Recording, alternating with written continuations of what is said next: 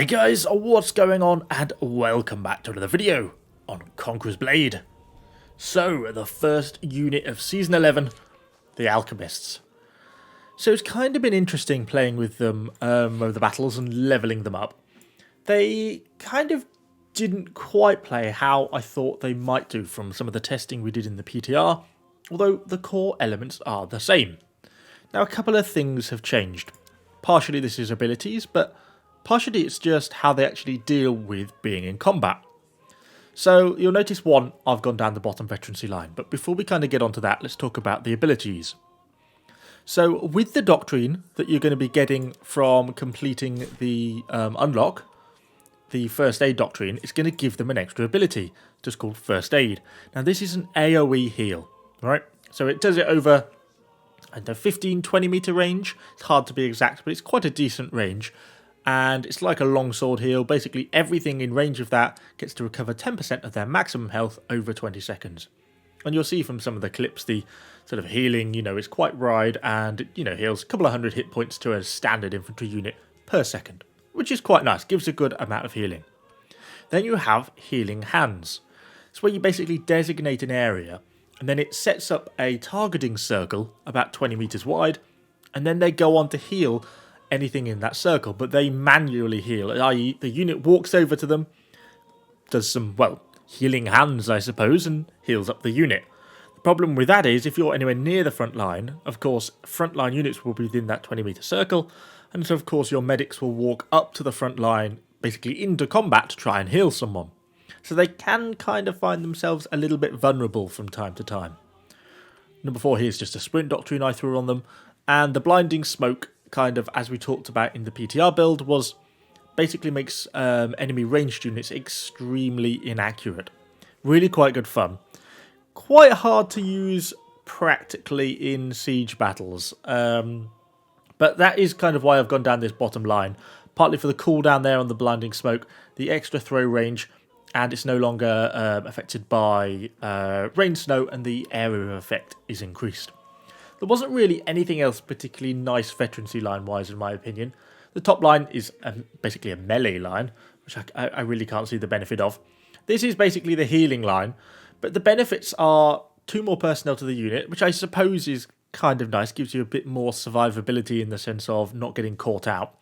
But when you're fighting in the front lines, it's so easy for the front line just to move back a few meters and your unit just gets caught on the wrong side and is basically instantly dead. The cooldown reduction on healing hands, but it only has a 10-second cooldown anyway, and it's up for like 30 seconds, if not longer, once you deploy it, so kind of seems irrelevant. An Alchemist maximum health increase, which I suppose is nice, but not particularly critically useful. So I kind of went down the smoke veterancy line, but I think the middle veterancy line is also perfectly viable. So in terms of doctrines, obviously I've got the 2 Alchemist doctrines. One of which is from doing the quests, which is this one. After using blinding smoke, movement speed is increased. So you can kind of throw the smoke and then run away a little bit, I suppose. Combine that with my sprint doctrine I put on down the bottom. Obviously, this is the first aid one for doing the seasonal challenges. And that's well worth having because that's the AoE buff one. A little bit of extra health. And, of course, a little bit of ranged resistance because, they get shot at quite a lot. It's always helpful to have a little bit of ranged resistance.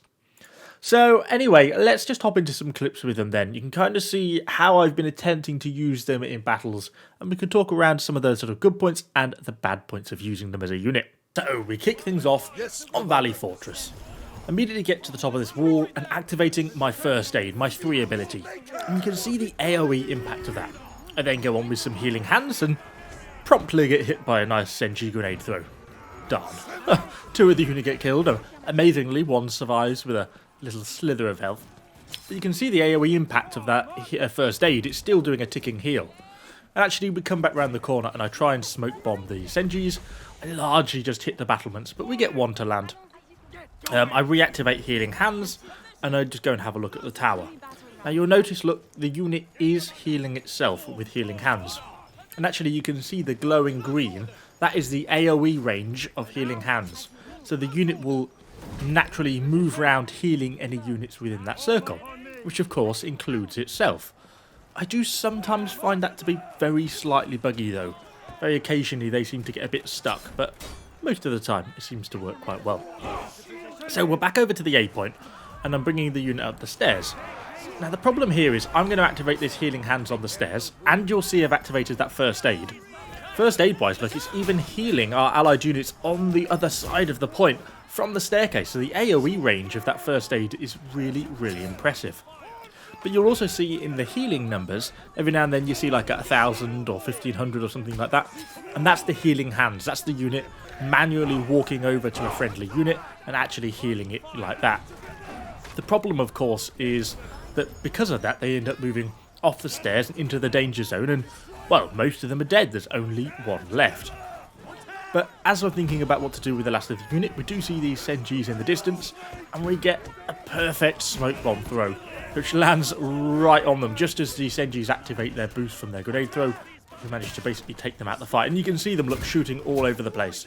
I'm the most forward allied unit, and Senjis, which are a really accurate musket unit, couldn't even get the hits on me. So those smoke bombs do have a real impact. They are genuinely very effective. I was probably a bit risky staying behind there, but we do just manage to escape and get back to the supply point to live to fight another day. Next up, Turret Castle. So one thing I kind of wanted to touch on with this one is how kind of the first aid, in my opinion, works a lot better. Because it's an AoE, it means they can function at range. And I think one of the arguments probably people will make why healing hands work is the fact that you should probably be standing further behind the lines. And I think that may actually be the design intention of the unit. You know, they sit, say, 20 meters behind the front line, your allies engage, and then they pull their unit back for healing with the medics behind the line. The problem with that, in my opinion, is why not just go to the supply point if you're going to do that? The supply point's probably only, what, 30, 40 meters away, particularly on this map. So unless you're going to use the unit functionally on the front line as a sort of frontline combat unit, frontline medic unit, then kind of what's the point in having them? At least that's my kind of opinion with them. I think being passive in Conqueror's Blade is almost as bad as playing badly, or it is a form of playing badly. So I kind of wish the unit's healing hands had like a 5 or 10 meter range to them, so they could just be just that 5 meters off the front line, and then they could still heal allied units. And I think that would be so much more useful. They kind of work okay in this situation where we've just been in a fight. I used my first aid basically to give that AoE heal, and you can see all the units still healing. And then basically as the fight finished off, we cleared an area, and I could then use my units to basically heal up all the stuff that's still around here. And they're still working their way around now, doing a bit of healing. And you can see that AoE circle going around. But I just think in most situations, once you start healing on the front line, you find they kind of just get caught out and get killed. Because there's always something flinging stuff around, or there's always something to kind of catch them out in the wrong position. And that's kind of difficult, I find, to use them really very effectively. We also get in a situation like this where you get large numbers of enemy units coming down. There's no teammates here on the point, and I basically have to go back to the supply point and trade to a more useful unit. And we are on to our final clip on White Elk Fort for a little bit of a longer battle to kind of see how they work out. Anyway, towers just starting to come in, just starting to land, but we get a few enemies sneaking through the breach in the wall, and I'm kind of bringing the unit round to see what's going on. I don't quite know why I decided to use them in melee here. I just thought it would be a laugh just to see what they do. They actually, as a unit, they do hit reasonably hard. They've got these little daggers, look, and I don't know why. They are very entertaining when they do it. But they actually hit sort of for units for about 1,000, but their attack speed is so slow. It's kind of like tercios in that sense. Anyway, we come up to the fight. There's a battle going on. Immediately go on with the first aid. You can see that ticking heal look going along. Quite nice in the sense of how effective that is, just healing up over time. You know, we're only sort of talking 150 to 200 per tick, depending on the maximum health of the unit, but it is still effective.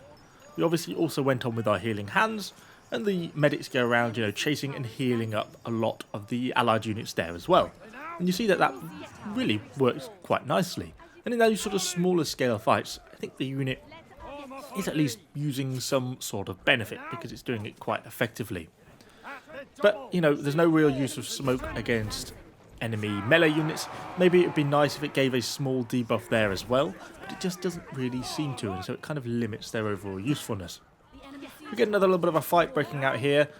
I kind of wanted to get on the top to see if we could sort of find some ranged units to throw some smoke out of. We had to go at the stairs to see if they'd lob up, but they've got such a shallow arc to their smoke throw compared to something like a Zyklanian militia. It just doesn't work at all, and all they do is manage to blind themselves. So we send them back up to the supply point just to kind of see what's going on there. Although at that point we do start to get pressured a bit on A, although it's largely just enemy hero and a unit of palace guards. So we bring the unit back round as kind of our teammates go on to help deal with that, and we can bring the unit up to see if there's anyone who needs some after battle healing going on. We actually go in and have a little bit of a look with these land sharks, see if they need anything. Stick a healing hands in the middle. But the AoE area is quite large, so the unit actually just runs to the four winds to find someone to heal, because there's a few units at the back that kind of needed some healing as well, so they go and get them. Just as we start to get shot by what I'm assuming is Rattan Vipers? Look like poison arrows. Kind of a strange choice of archer unit. I was trying to think if I could get some smoke bombs up there, but I don't think, because as we said earlier, that very shallow arc means it's kind of hard to lob them over battlements. You really have to have a line of sight on whatever you're going to attempt to throw them at. They're not like Senjis, which have a very arcing throw. They're not like those Zyklanian militia, the ball boys, whatever you want to call them, who have also quite a nice arcing throw. So that you have to really, you really have to have a line of sight on what you target. But we will get a few opportunities for that later on in the battle. So in the meantime, I'm just really waiting for things to happen. Actually, a little while before we actually get an opportunity to do anything else and the enemy pushes down. But we get these archers on the wall, presents us an opportunity to get some smoke bombs in. We do take a little bit of range damage, but bang! You can see the actual area, the AoE is quite large on those enemy archers. And it's around sort of, I find, 5 to 6 seconds the impact length of the smoke. Not hugely useful, but it is enough to disturb people, and it is often enough to get enemy to redeploy their archers as well. And it does buy your team a reduction in damage for a period. Anyway, we've set the unit up at the back doing their AoE healing. We also put the first aid on, which is why you can see all the ticking healing going on around. And obviously as units retreat, the unit follows them basically and heals them up, including myself. And you can actually see there quite nicely how rapidly it heals. Get back up to full health, about 1,000, just over 1,000 a tick. Really quite nice, quite an effective sort of healing mechanism the unit actually has. We then kind of go through a period of not really a lot going on, just healing up a few units. Kind of like this, you know, unit of javelins here at the back. They've obviously taken some damage in fighting early on, so we can push the unit round, and they just work their way around the unit, healing up the various models. It does work quite effectively, but I think the question kind of comes down to how effective is this compared to, say, playing an equivalent tier unit? Would I be better off with these, or would I be better off with the unit of Iron Cap Swords? I don't know. I mean, it's a tough question. I kind of feel like the unit has the potential that you end up spending the whole battle doing a minor amount of healing, and really in most situations supply points are kind of close enough that it's easier just to control click your unit to the supply point than it is to basically lose a member of your team to do a bit of healing like this. The smoke bombs are nice in the right situations. Quite nice that you can sort of basically completely stop enemy ranged units from applying damage. They get the occasional little bit of a hit, but really not a lot, so it's kind of relatively completely stops them for that sort of 5-6 second period. But it's not that long. How useful really is it? Would you not be better off with something that could just counter their range directly rather than just giving them a temporary debuff? I think potentially in territory wars the unit has a little bit more sort of opportunity to potentially do more, but in situations like this, generally I think they aren't all that useful in most random siege battles. If you're playing as a 5-stack, and you've got sort of 4 units working, you know, with you, there's some potential there, particularly if you're a reasonable distance from a supply point, to be able to do more. But yeah, mostly I find them to be a fairly limiting unit. But anyway, that's just my opinion on them. How have you guys been getting on with them so far? It's a shame because I did enjoy them quite a lot in the PTR, but yeah, more of a struggle to get them to work than I kind of thought it would be. But how have you guys been getting on with them? Do let me know what you think in the comments down below. And of course, subscribe to the channel for lots more Conqueror's Blade content. Thanks for watching, guys, and I shall see you all on the next video.